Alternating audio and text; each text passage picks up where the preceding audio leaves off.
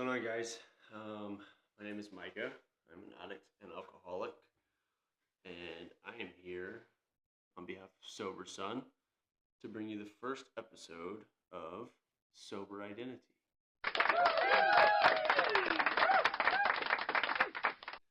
So what Sober Identity is going to be, it's going to be a podcast that we're going to be on. We're going to be bringing special guests on, and we're going to share our experience, strength, and hope with others. We're going to have other people come on and share their experience, strength, and hope with others. We're going to give them the opportunity to tell their story. We're going to give people to listen to their story. We're going to give them an opportunity to share some hope and, share their experience through addiction and alcoholism, share their experience through sobriety. We in addiction and alcoholism, we find one identity that we latch onto. That's why we're in addiction and alcoholism. We find one identity that we latch onto, and we entertain that identity for so long because it's comfortable and it works. Whether that identity is beneficial to us or beneficial to the ones around us, doesn't matter. We're going to latch on, right? And then as we get into sobriety, and again, this is me speaking from my heart for me. As I got into sobriety, I figured out that identity that I had was a false identity. I found a complete different new identity in sobriety and in recovery. I found the identity that I was supposed to be. That's my identity. This is my identity to come on a platform as such and share my experience, strength, and hope, and hopefully it reaches the one person who's struggling today. Hopefully it reaches the one person who doesn't think they can make it today. Hopefully it reaches to that one person who has made it, but it needs to make it again, and they're afraid to do it again because they're filled with guilt and shame. And that's what we're here to tell you. We're here to tell you there's no guilt. There's no shame. It's a process, whether it's recovery or just plain old sobriety. Whether you're an addict, an alcoholic, whether you're a non-addict or an alcoholic, sobriety is tough. It's tough to go from drinking and using every day to not drinking and using every day. It's tough to finally look yourself in the mirror and accept the man or the woman that's standing in front of you. I couldn't do that. When I was in addiction and alcoholism, I couldn't look in the mirror at all. And I chose to be homeless at one point. I chose to be homeless because I couldn't go home to where my mom and dad were because I knew that if I went home, I wouldn't be able to do drugs or alcohol. I chose to be homeless because that was the identity that I was wrapped in. I was wrapped in this identity that I was a man. I was free. I was an adult. I was 17 years old. 17, 18, 19. And my justification was that I had a full job. So in addiction and sobriety and alcoholism, we find this identity that we latch onto. Like I said, whether it's beneficial or not. And we write it and write it and write it until it doesn't work anymore, until we can't write it anymore. Then we have a choice, right? We find a new identity in addiction or alcoholism, or we find our true identity in sobriety. And that's what we're here for. We're here to find, we're to help you potentially find your identity in sobriety, And when I say we, obviously it's myself today. Today's episode 1. And I will have a co-host after this episode from here on out. And she's got an amazing story. And we'll bring her on next episode, and she'll be able to share her experience, strength, and hope through her sobriety journey and through her ups and downs. But for today, you get me doing this here because, one, we're doing this on behalf of Sober Son. It's an online merchandise store, and the website's called shopsoberson.com. Go check it out. A bunch of merchandise on there for recovery, sobriety, people in recovery, people in sobriety, people supporting recovery, people supporting sobriety, whatever it is, you can find it on there. There's also resources on there. You can go on there and find some local rehabs and detoxes. There's a few other podcast links on there that you can go and watch some experience, strength, and hope by myself. And that's kind of where this started. You know, I've done a couple podcasts here and there that I have shared my experience, strength, and hope, and I love it. I love it, and it never fails. Ever fails. After I do one of those, there's like a high that I'm riding for days after I do that. Knowing that I've gotten vulnerable with multiple people, knowing that I've let people know, like, hey man, like, this is it, like, this is my story, this is where I was, this is what I was doing, and this is where I'm at, and this is what I'm doing now. And so as we talk about that, I want to kind of get more into it. I want to start with my story, just a brief synopsis of it. Addiction for me started when I was 14 years old, smoking marijuana, doing all that jazz, and it just quickly progressed. As I got into high school, I got my license, I got some freedom. I started doing way more than just marijuana. Cocaine, ecstasy. Like, started drinking more. Every Friday we'd show up to school drunk, or at least I did. I thought everybody was, but I was really the only one that was actually doing it. Come to find out later. But anyways, as I travel that journey, as I get out of high school, it takes a turn for the worst. It really went downhill at one point, and methamphetamines, ecstasy, cocaine, whatever it was, you name it, I did it. And I was doing it. I just did it. Like, I was constantly doing it because I was in this identity and I was in this life that felt so comfortable, and I still had a full-time job. I was still being able to pay for gas in my truck.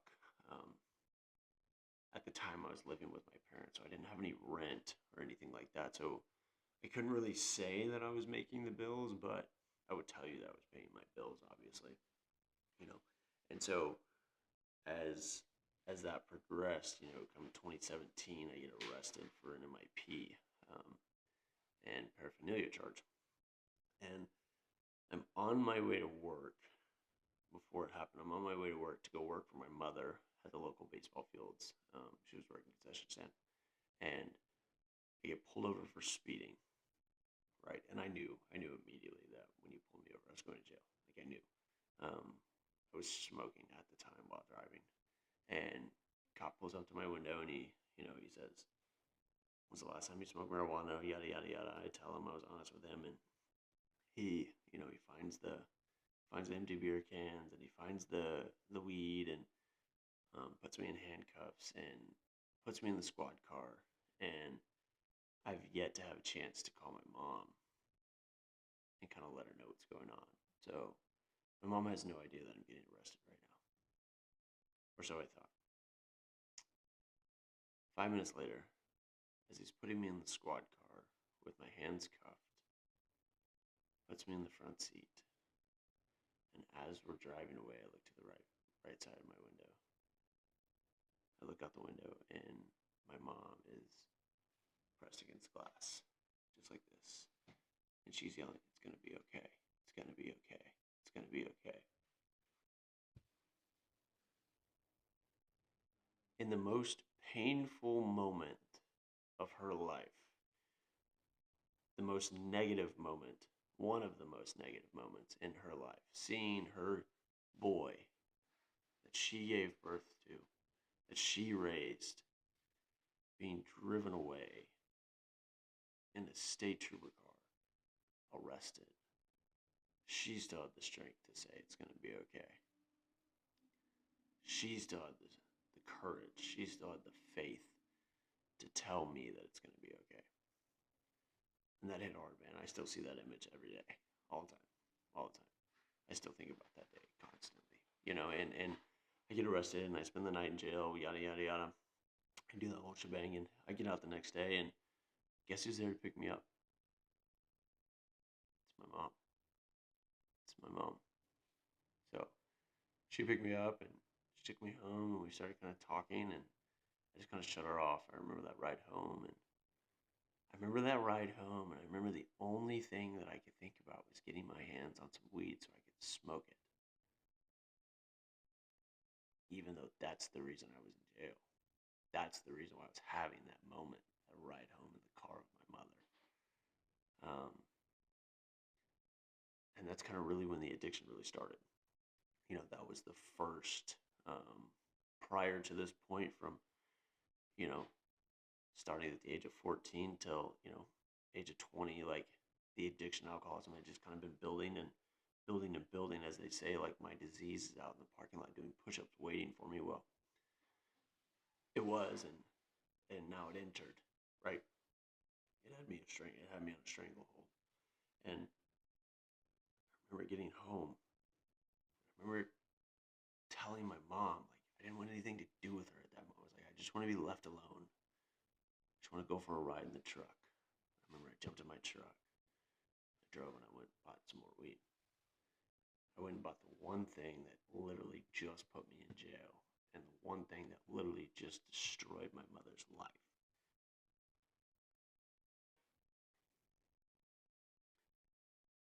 And so after that, I get put on probation. Um, Serving probation, I'm doing all of that, and as I'm doing that, obviously, I'm cheating the system. I'm buying detoxes every time I go see my probation officer. I'm still smoking. I'm still drinking.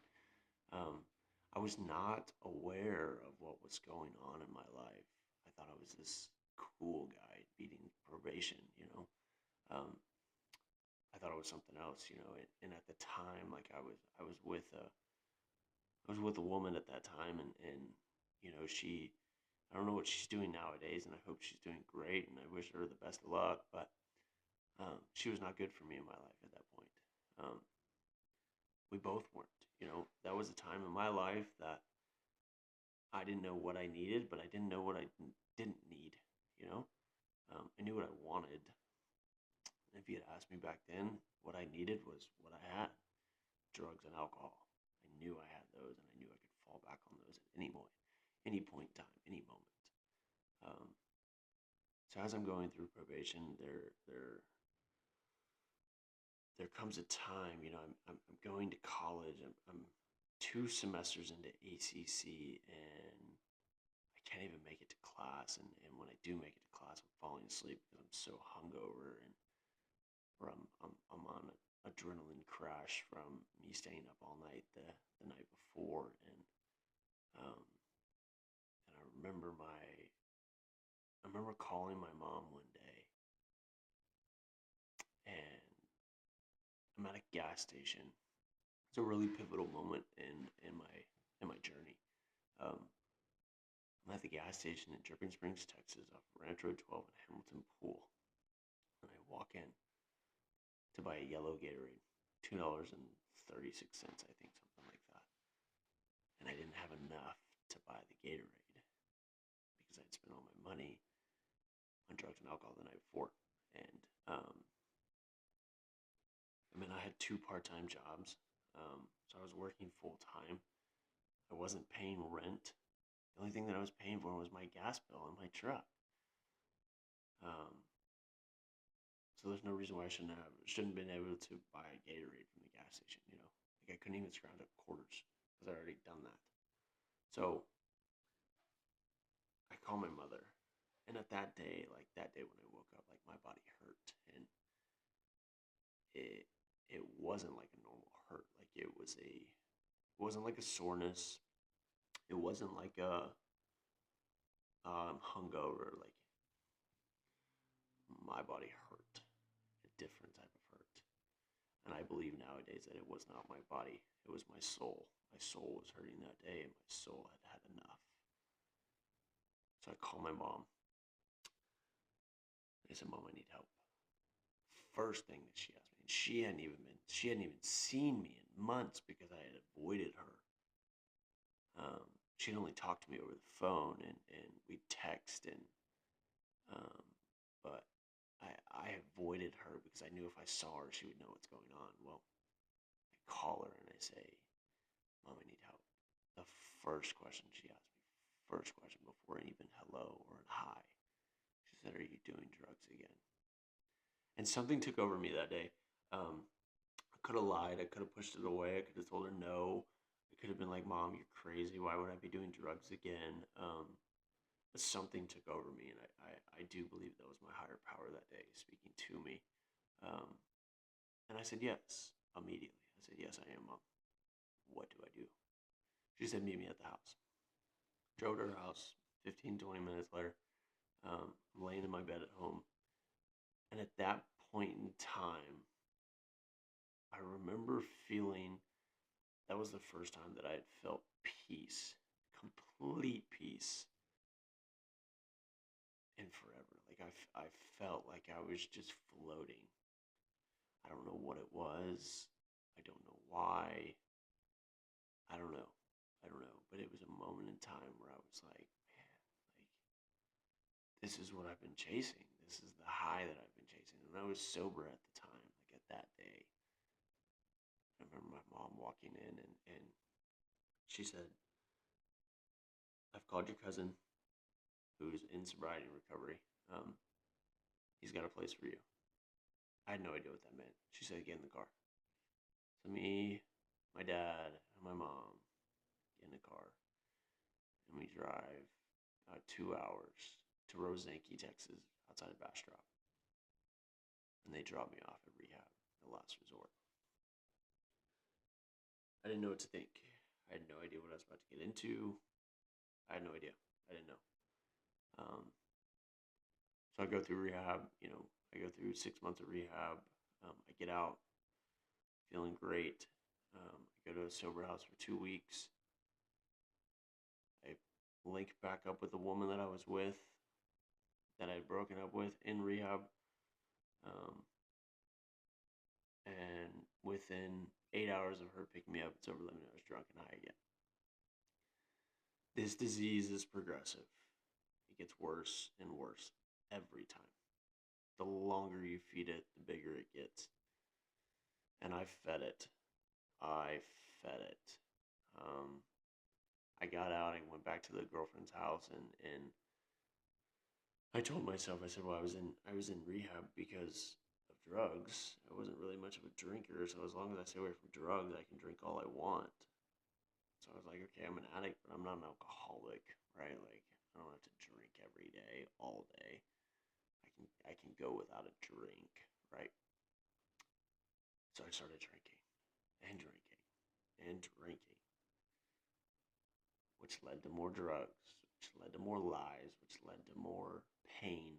Um, I tried to live recovery while drinking. I really did. I tell people this all the time. Like I was praying for people. I was being of service to people. I really was. And I wasn't going to AA. I wasn't going to meetings. I didn't have a sponsor. But I was praying and I was being of service. And in my mind that was like, okay, like I'm doing what I'm supposed to do. Like I'm helping these people. I'm praying for these people. I'm not praying for myself. Like this is great. Like I can do this and drink the rest of my life. Like here we go. I figured it out. Here's the method of madness. Like I'm gonna spread the word. Like I'm gonna tell my fellow alcoholics. Like hey man, like this is it, man. This is the magical juice. Like this is how we do it. 5 years goes down the road after that, and um, not 5 years, a little less than that, probably 2 or 3 years, and I'm with a different lady, one of the most amazing women that I've ever met, who is currently my wife and the mother of our 2 children nowadays. I met her, and we met in 2019. We started dating, and she tells me all the time. I remember when she first met me, she hated me. She thought I was cocky, arrogant. She was right, obviously. And we started dating, and she wasn't really much of a partier, quote unquote. She didn't really drink. I did. So I remember multiple times telling her like, no, we got to find the real you. Like that monster's in there. We gotta pull her out. We gotta pull that party animal out. And at one point I did. At one point I did. At one point we were going out all the time, and it was bad. It was crazy. And I remember one night she asked me. She was like, she kind of slowed down on her drinking. I was kind of wondering why. I was like, what's going on? Um, And I remember she asked me, she said, "Can we just go out and have fun without drinking?" And you'd have thought somebody was dragging their nails on a chalkboard because it was awful. Like, I'd never heard of that. I didn't know what that meant. I didn't know if it was possible. Um, I didn't, I didn't, I couldn't think of a life without alcohol. I couldn't think of a life of going to a restaurant, sitting down, ordering a water, ordering food, paying the tab, and walking out. Couldn't think of a life that wasn't going to the restaurant, having a few beers before we go to the restaurant, getting to the restaurant, having a few more beers, then ordering, then having a few more beers, having a couple of shots, paying our tab, going home, and then drinking more. I thought that was life. I thought that was normal. Didn't matter what day it was, and so um, she starts slowing down, and I start having to hide things. I start having to hide the drinking, and it wasn't. I didn't hide the full cans. I hid the empty cans. I would hide the empty cans at the bottom of the trash can so she didn't know how many I had that night. She would ask me. She'd be like, "Wow, you've already had 6 beers tonight." Like, "No, honey, that's from 2 or 3 days ago." Like, it was Friday night. Oh, that was Friday and Saturday night's beers. Like, um, those are the lies that I was telling myself and my future wife. Um, we get engaged, and I remember the night that we got engaged. Our best friends, we had set up a date night, and we would go out. And I remember the whole night my buddy was telling me, like, control yourself, control yourself. You have a big night. You have things to do today. Control yourself. And I did. I did control myself that night. And, like, that was almost even worse than I had controlled myself, because after that night, I told myself, I said, "See, you can do it. You're not an alcoholic. You just did it. You only had 1 or 2 drinks tonight. Like, you're good. Good job." Right? And then it just went downhill from there. Then started the drugs behind her back, and then started even more drinking, and then came our bachelor trip to Miami, which was not good.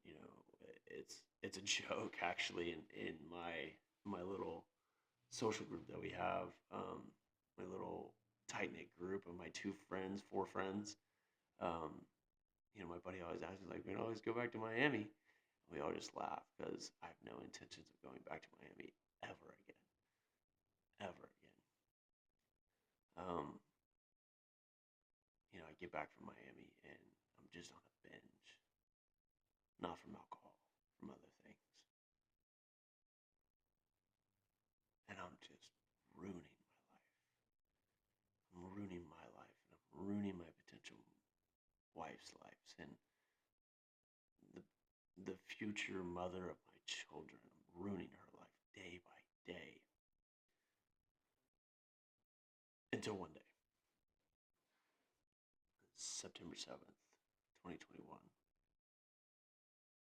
I wake up, my wife's got COVID, and I walk into the room. She sees my eyes. It was like a moment that I had with my mom back in 2017, because the first question that she asked me to was, "Are you doing drugs again?" And something again took over me, and I said yes. And then the most pivotal point in my sobriety life is what she said after that. She looked at me. She said, "What are we going to do?" Now, what are you going to do? What am I going to do? It was, what are we going to do? And to this day, I strongly believe that that was not her talking. I strongly believe that that was God himself talking to me directly, saying, "What are we going to do?" Saying, "I'm right here. I've sent this woman into your life. I've tried to help you, but you keep pushing me away. This is the last time that I'm going to save you." And man, I just remember walking out and dropping to my knees and just saying, "Okay, God, hear you. I don't know if I'm ready, but I need to do this. I'm going to do this. And I found myself in an AA meeting that night. I knew what it was going to be. I knew what I was getting into. Like, I knew where I was going. I knew what I was doing. I knew the big book. I knew what a 4-step was. Like, I knew what I needed to do this whole time. I was technically on the run, but I knew I was an addict. I knew I was an alcoholic. But I didn't want to accept it, that identity that I was wrapped in, that identity that I'd created for myself in my addiction was like, that was me. That's the person I wanted to be, but it's not who God wanted me to be. It's not who my higher power wanted me to be. And I remember that night, I picked up the desire chip and I remember holding it. I still have it. I remember holding it and I said, I just started bawling. And they asked me, they said, what's wrong? What's going on? Talk to me, air it out. I said, I don't even think I deserve this right now. I was like, I don't even think I'm sober right now. And I remember the guy said, you showing up means you deserve it. And that's what we're here to do. And that's kind of my brief story. But the showing up part, the identity part, like that's what we're here to do. That's what I'm here on this platform to do is to show you that just by showing up for other people, just by giving other people a chance to share their experience, strength, and hope can make a difference. My wife didn't have to show up for me. She didn't have to tell me what are we going to do. She didn't have to help me get back to the rooms. She could have dumped me, she could have left me, and she could have sent me out on the streets easily. But she didn't. She believed in me. She saw an identity in me that was different than the one that I saw. She's brought out the best in me. And that's what we're here for. We're here to bring people on to this podcast that have a crazy story or any type of story, not just crazy. It could be the most boring story ever, but somebody out there is going to find it to be crazy. Somebody out there is going to find it to be inspirational. Somebody out there is going to find it to be the reason why they got off that couch today, put the bottle down, put the needle down, put the pipe down, and they walked into the rooms of AA, or they walked into somebody else's hands to get sober. And that's what we're here for. It's not tough. I mean, it's not easy. It's tough. It is. Simple as that. It's simple, but it's not easy for me, at least. In recovery. My co-host, as we bring her on, she's not in recovery, but she is in sobriety, and so I think it's going to be a good platform for the both of us, me in recovery, me being an addict and alcoholic, and she not being in recovery, but she being sober. I think it's going to be a good platform for us to share both of our point of views on certain situations and certain stories. As we go through this, we will get vulnerable. We will say some stuff that'll be tough to hear, man. Like there's going to be some detailed stuff in this podcast that it's going to be tough to hear. But when you think about that and you hear those stories, remember the person that's talking. Remember the person who has the courage enough to stand up here, sit up here, to get on a public platform and tell you how low they were at one point and where they are now. I was low. I chose to be homeless. I was lying to my mother. I was lying to my wife. But I know for sure that I was not as low as some other people out there. And I know for sure I'm not as high as other people are out there right now, because I know some people out there that are high on life. And I strive to be like that. I strive to get to that level. And throughout this series, as we release our episodes, you'll learn that addiction and alcoholism is not just about drinking and using. Addiction and alcoholism is about losing yourself. Sobriety and recovery is about freeing yourself from yourself to find yourself. So we lose ourselves in sobriety, in addiction and alcoholism. Then we find ourselves again in sobriety. Well, then we have to free ourselves from ourselves to find ourselves again. Because as we do this process and as we get sober, we start realizing like there is so much more to life than picking up a bottle when life goes downhill. There is so much more to life than sitting in misery and self-pity and being lonely, man. I'm not alone anymore. I'm not. I've got people that love me. I love people for them. I don't love them for what they give me. I love people for who they are and what they are. And most importantly, man, I love myself. I love myself.